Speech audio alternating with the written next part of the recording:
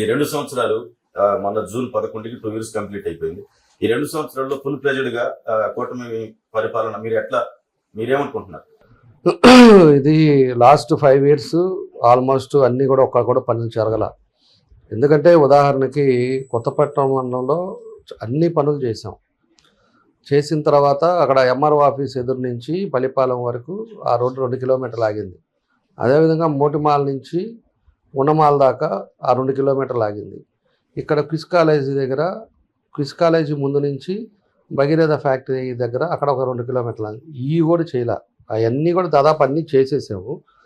ఆ మెయిన్ ఉండేవి కూడా అవి కూడా చేయలేకపోయారు. తర్వాత మనం వచ్చిన తర్వాత ఇప్పుడు మోటిమాల రోడ్డు వేసారు. ఆ తర్వాత కొత్తపట్నంలో కూడా ఇప్పుడు 1 కోటి రూపాయలు పెట్టాము. అది కూడా జరుగుతుంది, పని స్టార్ట్ అవుతుంది. తర్వాత ఇక్కడ కూడా ఒక లేయర్ అంటే మనం అన్నీ కూడా 7 మీటర్లు పెట్టాయి, అది 3.5 మీటరే ఉండే దాంతో వసతితోటి దాన్ని ఒక లేయర్ లాగాము. అంటే మనం వచ్చిన తర్వాత ఏంటంటే ప్రజల్లో ఒక నమ్మకం మీద ఒక మంచి మెజారిటీ తోటి మనం గెలిపించారు. కేవలం 14 ముందు ఈ ఒంగోలు అనేది ఎలా ఉందనేది ఇక్కడ ఉండే పెద్దలకి అందరూ కూడా తెలుసు. 14 తర్వాత ఒక చిత్తశుద్ధితోటి ఒంగోలు కార్పొరేషన్ రీతిలో కనపడాలి అని మనం అన్ని రకాల అన్ని అంగులతోటి మనం చేయగలిగాం. ఆ 5 ఏళ్ళు కూడా కష్టపడ్డాం. ఆ మండలాలు కానీ లేకపోతే టౌన్ కానీ అన్నీ కూడా మార్పులు తీసుకొచ్చాము, కష్టపడి చేసాం. దాంతోపాటు ఎక్కడికైతే ఆగిపోయినాయో అవన్నీ కూడా ఈ 2 సంవత్సరాల్లో అవి కూడా రోడ్డు వైండింగ్స్ కానీ లేకపోతే ఇలాంటి కార్యక్రమాలన్నీ కూడా ఇప్పుడు 121 కోటితోటి ఈ 2 ఇయర్స్లో డెవలప్మెంట్ యాక్టివిటీస్ మనం చేయటం జరిగింది. తర్వాత ఈ 3 ఏళ్ళలో కూడా మా అంచనా ప్రకారంగా మనకి ఏదైతే అమృత్ 2 ఉందో అమృత్ 2ది అమృత్ 1 మనం అక్కడి నుంచి పైప్ లైన్ చేస్తాం. ఎందుకంటే దశాబ్దాల నాటి నుంచి ఒంగోలులో తాగునీటి సమస్య ఉంది. 3 రోజులకు ఒకసారి ఇస్తున్నాం. అది పీక్ సమ్మర్ అయితే 4 రోజులకు ఒకసారి, కొన్ని ఏరియాలలో అయితే ట్యాంకర్స్ పెట్టి చాలా ఇబ్బందులు ఉన్నాయి. కాబట్టే మనం ఆ రోజు మన గుల్లకమ్మ నుంచి పైప్ లైన్లు వేసి సమ్మర్ స్టోరేజ్ ట్యాంక్ వేసాం పర్మనెంట్గా వాటర్ ఇవ్వడానికి. ఆ లాస్ట్ 5 ఇయర్స్ దాన్ని ఏం చేయలేకపోయారు. దాన్ని ఇప్పుడు మళ్ళా మొన్న ట్రీట్మెంట్ ప్లాంట్ ఓపెన్ చేసాము. తర్వాత ఈ ఫస్ట్ వీక్లో పైప్ లైన్లు కూడా కంపెనీ నుంచి రావాలి. అవి కూడా వచ్చిందంటే పైప్ లైన్లు మొదలు పెడతారు. దీనికి కూడా వాళ్ళంతా కూడా ఎస్టిమేషన్ వేసుకున్నారు. మెగా కంపెనీ వాళ్ళకి వచ్చింది. వాళ్ళు 35 యూనిట్స్ కింద డివైడ్ చేశారు. యూనిట్స్ అంతా కూడా పైప్ లైన్లు మొదలు పెడతారు. అయిపోయి దగ్గర దగ్గర 18 over head tanks, filter beds ఏ ఏరియాకి ఆ ఏరియా పెట్టినప్పుడు డిస్ట్రిబ్యూషన్ కరెక్ట్ అవుతుంది. ఇప్పుడు మనకు వాటర్ రావడానికి సోర్స్ ఉంది, కానీ డిస్ట్రిబ్యూషన్ లేదు.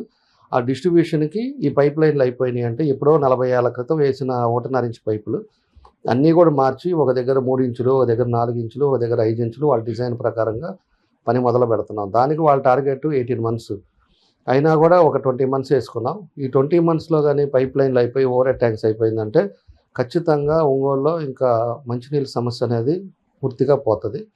మనకు అటుపక్క రామతీర్థం నుంచి కూడా మనకు ఉన్నాయి. రామతీర్థం నుంచి ఓపెన్ డ్రైన్ వస్తూ ఉన్నాయి సాగర్ నీళ్లు.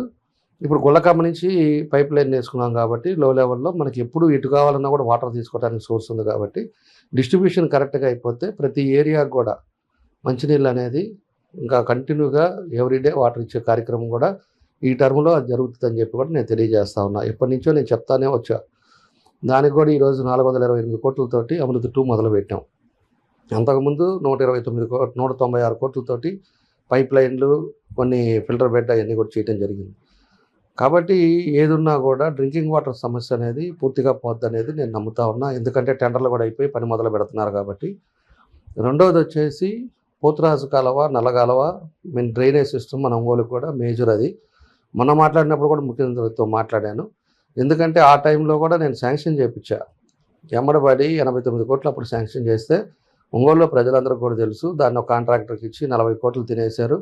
పని లేదు, దాన్ని అంతా వదిలేసి అటుపక్క ఎక్కడో ఒక పక్కన కాలువలాగా తీసి ఒక బ్రిడ్జ్ కట్టేసి దాని తర్వాత ఇంక ఏమీ దాని మీద ఇంప్లిమెంట్ లేదు. ఆ కాంట్రాక్టర్ కూడా చేయకపోయాకి దాన్ని క్యాన్సిల్ చేశారు. ఇప్పుడు దాన్నే ఎస్టిమేషన్ ఇస్తే 120 కోట్లు ఎస్టిమేషన్ వేశారు. 120 కోట్లు అడిగాను ముఖ్యమంత్రి గారిని, అది వచ్చింది అంటే ఆ 2 డ్రైనేజ్ సమస్య పోయింది అంటే మనకు కూడా ఒంగోలులో ఎక్కడ కూడా ఇప్పుడు కూడా వర్షం పడ్డా కూడా ఈరోజు ప్రతి నీళ్లు రావటం ఇవన్నీ కూడా ఇబ్బందులు ఉన్నాయి. కానీ మేము తీసుకున్న ప్రికాషన్స్ ప్రకారం కూడా మన తుఫాన్లో కూడా ఎక్కడ ఇళ్లలో నీళ్ళు పోలా. రోడ్డు మీద అనేది కామన్గా డ్రైన్లో అది అంత ఫాస్ట్గా పోవు కాబట్టి నిలుస్తాయి. కానీ 1 డే లోపల మొత్తం క్లియర్ అయిపోయినాయి. ఈరోజు హైదరాబాద్ అవ్వచ్చు, ఈరోజు మెట్రో సిటీస్లో కూడా వర్షం పడ్డప్పుడు వాటర్ నిలుస్తుంది, మళ్ళీ వెళ్ళేటట్టుగా మనం చూసుకోవాలి.